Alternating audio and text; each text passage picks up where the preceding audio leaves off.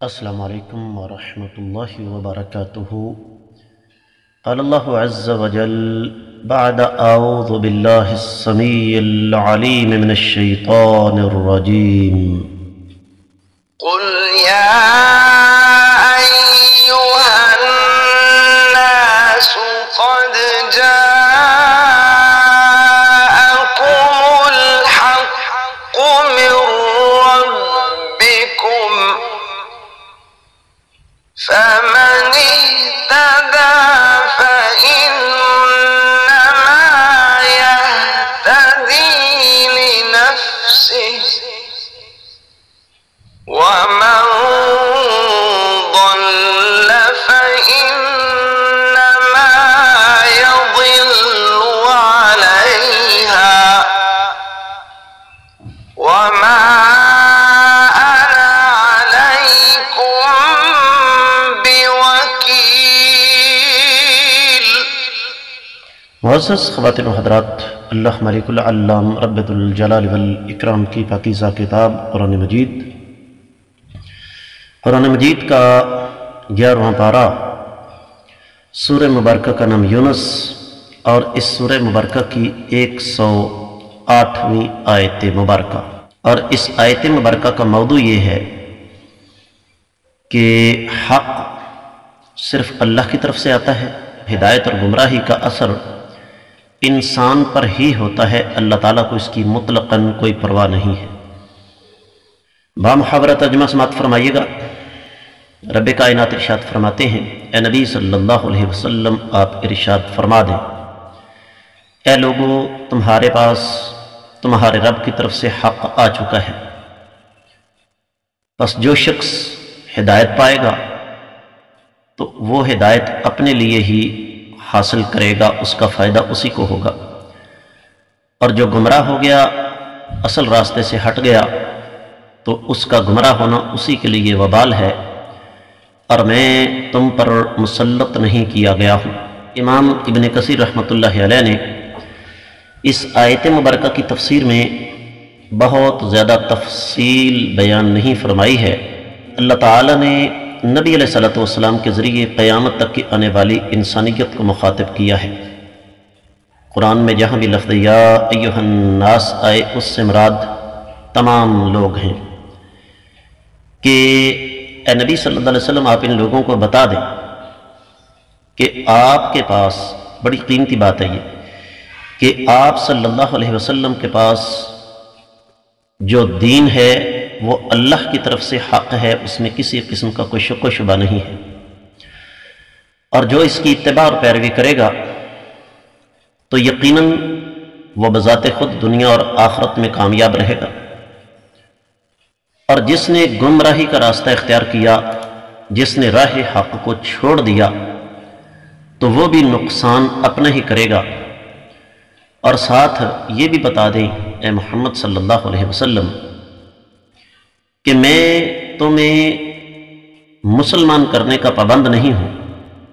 بلکہ میرا تو ایک ہی کام ہے کہ تمہیں اللہ رب العزت کا پیغام جو ہے وہ پہنچا دوں۔ دیگر کتب تفسیر کا جائزہ لیا جائے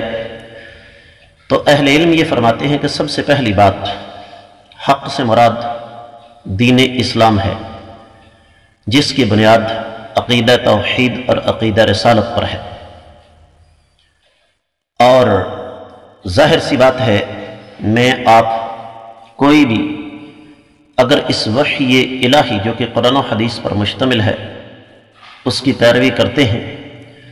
تو اس کا ہمیں دنیا اور آخرت میں فائدہ ہوگا۔ دنیا کی زندگی مثالی انداز سے گزرے گی، اور آخرت میں رب کائنات جہنم کے عذاب سے بچا کر جنت میں داخل کر دیں گے۔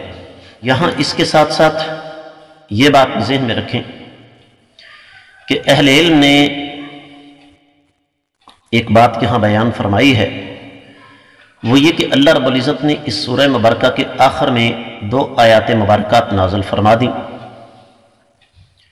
جس میں جن دونوں آیات مبارکات میں سے پہلی آیت مبارکہ یہ والی ہے، اور اس کو عربی زبان میں کہتے ہیں آیت فیہا الاعلان الاخیر والکلمۃ الفاصلہ، کہ جس میں جس طرح ہوتا ہے نا کہ انسان گفتگو کر رہا ہے اور گفتگو کے اختتام پر اس گفتگو کا نچوڑ یا اس گفتگو کا خلاصہ یا انتہائی زیادہ اہم بات کرتا ہے، تو یہاں بھی یہی بات ہے کہ اس آیت مبارکہ میں اللہ رب العزت نے ڈرایا ہے، اور ڈرانے کے لیے نبی علیہ الصلوۃ والسلام کے ذریعے اللہ تعالیٰ نے ہمارے سامنے دو راستے رکھے ہیں، ہدایت یا گمراہی، اور اس کو عربی زبان میں کہتے ہیں کلمۃ جامعۃ و موادعۃ قاطعۃ، کہ ایک ایسا بیان جس کے اندر ہر چیز جمع ہے۔ اس لیے فرمایا اے لوگوں، تمہارے پاس تمہارے رب کی طرف سے نبی کریم صلی اللہ علیہ وسلم کی زبان مبارک سے حق آ چکا ہے قرآن کی شکل میں، اور پھر قرآن کی تفصیل، قرآن کی تفسیر، قرآن کی توضیح، قرآن کی شرح نبی علیہ الصلوۃ والسلام نے اپنے عمل سے بھی ثابت کر دی اور اپنی زبان مبارک سے بھی احادیث مبارکہ کی شکل میں تمہارے سامنے رکھ دی، اور پھر تم لوگوں کو اختیار دے دیا۔ یہاں آ کے ان لوگوں کی نفی ہو جاتی ہے جو اپنی بدعمالیوں کا سہارا، اپنی بدعمالیوں کو تحفظ دینے کے لیے تقدیر کا سہارا لیتے ہیں کہ جی ہماری تقدیر میں گمراہی ہے۔ یہ بات غلط ہے۔ جو لوگ صراط مستقیم پر چل رہے ہیں ان کو کسی نے ڈنڈے کے زور سے صراط مستقیم پر نہیں چلایا، اور جو لوگ گمراہی کا شکار ہیں انہیں گھسیٹ کر گمراہی کی طرف کوئی نہیں لے کر گیا، بلکہ یہ انسان کا مکمل اختیار ہے، اور یہ طے شدہ بات ہے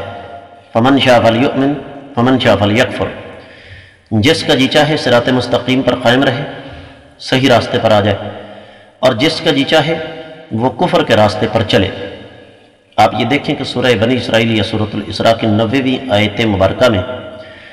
رب کائنات نے ایک بات بیان فرمائی کہ کافر یہ کہتے ہیں وَقَالُوا لَن نُؤْمِنَ لَكَ حَتَّى تَفْجُرَ لَنَا مِنَ الْأَرْضِ يَنبُوعًا، یہ کہنے لگے ہم اس وقت تک آپ پر کبھی بھی ہرگز ایمان نہیں لا سکتے جب تک کہ آپ زمین سے ہمارے لیے چشمہ یا خزانے نکال کر نہیں دکھاتے۔ تو اللہ تعالیٰ کو تو اس کی ضرورت نہیں، ساری کائنات مل کر اللہ کے سامنے سجدہ ریز صراط مستقیم پر آ جائے، اللہ تعالیٰ کا کوئی فائدہ نہیں۔ ساری کائنات مل کر اللہ کے خلاف بغاوت کا اعلان کر دے، رب کائنات کا کوئی کسی قسم کا نقصان نہیں ہے۔ پہلی بات رب کائنات نے فرمایا اے لوگو قد جاءکم الحق من ربکم، تمہارے پاس تمہارے رب کی طرف سے حق آ چکا ہے۔ اس کا مطلب یہ ہوا کہ حق کا جو اصل منبع ہے وہ اللہ تعالیٰ کی ذات بابرکات ہے۔ اگر وحی الہی سے ہٹ کر کوئی حق کو تلاش کرنے کی کوشش کرے گا تو وہ گمراہی کے راستے پر چل پڑے گا۔ اور دوسری بات ہمیں یہ پتہ چلتی ہے کہ رب کائنات کی طرف سے جو کچھ آتا ہے وہ حق ہوتا ہے۔ یہ کہنا کہ قرآن تو صحیح کہہ رہا ہے لیکن حدیث مبارکہ تو صحیح کہہ رہی ہے لیکن نہیں، اور اس سے ایک تیسری بات بھی ہمارے سامنے آتی ہے کہ اللہ تعالیٰ کے نزدیک انسان صرف دو قسم کے ہیں،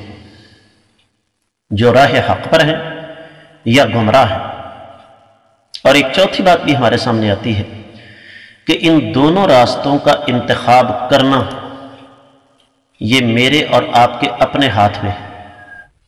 اور اس کے ساتھ ساتھ یہاں یہ بات بھی سمجھ میں آتی ہے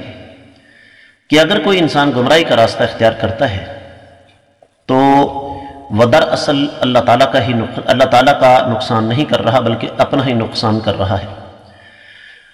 اور اگر کسی نے راہ حق کو اختیار کیا، صراط مستقیم پر آ گیا، تو رب کائنات تو بے نیاز ہے، اللہ الصمد، اللہ تعالیٰ کو ہماری نمازوں کی، روزوں کی، ہمارے عقیدے کی صفائی کی، ہماری صاف ستھری زندگی کی قطعاً کوئی ضرورت نہیں ہے۔ تو اگر تھوڑا سا غور کیا جائے تو یہ آیت مبارکہ ایک آیت نہیں بلکہ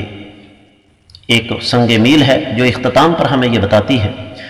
کہ کائنات کے امام صلی اللہ علیہ وسلم کی ذمہ داری کیا ہے۔ آپ ہمارے نفع نقصان کے مالک نہیں، بلکہ آپ کی ذمہ داری یہ ہے کہ اللہ تعالیٰ کا پیغام ہم تک پہنچائیں۔ ہم اس کو قبول کر لیں گے تو بہتر، نہ کریں گے تو اللہ کا کوئی نقصان نہیں ہے۔ اس کے ساتھ ہی اس آیت مبارکہ کی مختصر تفسیر مکمل ہوتی ہے۔ رب کائنات نے چاہا تو آنے والے سبق میں ہم انشاءاللہ اگلی آیت مبارکہ پڑھنے کی کوشش کریں گے۔